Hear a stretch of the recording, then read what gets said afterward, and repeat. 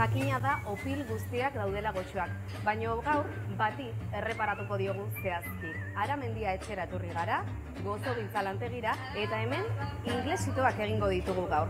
Eta izenak kontrakoa iradokiarren, bertako opilak dira Donostiako tradizionalek.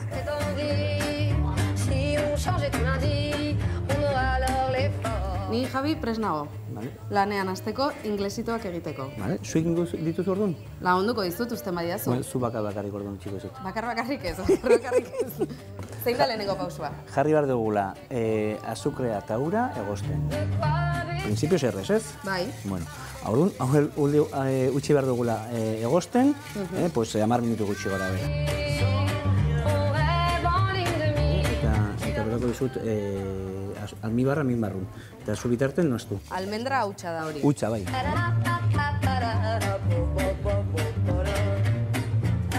Mila 813 urtean tropa agro-portugaldarrek Donostiari su eman ondoren sortu zuten opil gozo hau.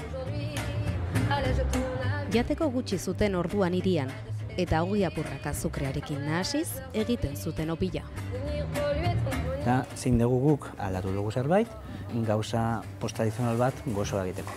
1813koa esan duzu dela. Eta izena igual hortik ere bai, edo... Bai, uste dugulak burla bat ez daukagula esan jateko, baina zuei jaten dizuet. Inglesitok horiek jaten dugula. Inglesito horiek jate dut, horrendik ere. Hori da.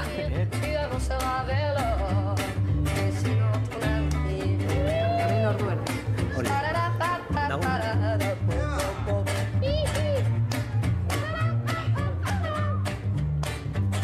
Eta zure etxean jaten ziren inglesitoak? Bai, noski. Egunero ez, baina astero bai. Eta noiz jaten dira hauek?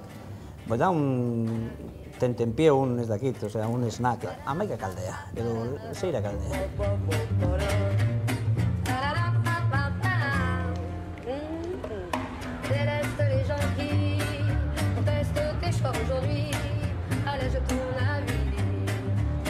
Basta, lortu dugu, egitea. Oso ondo indezu, Bai? Bai. Ongi ikusi nahuzu... Bai, bikain bat. Bai, bikain? Bai. Probatuko ditugu. Venga, gozen, venga. Txintxin ingo dugu? Hala.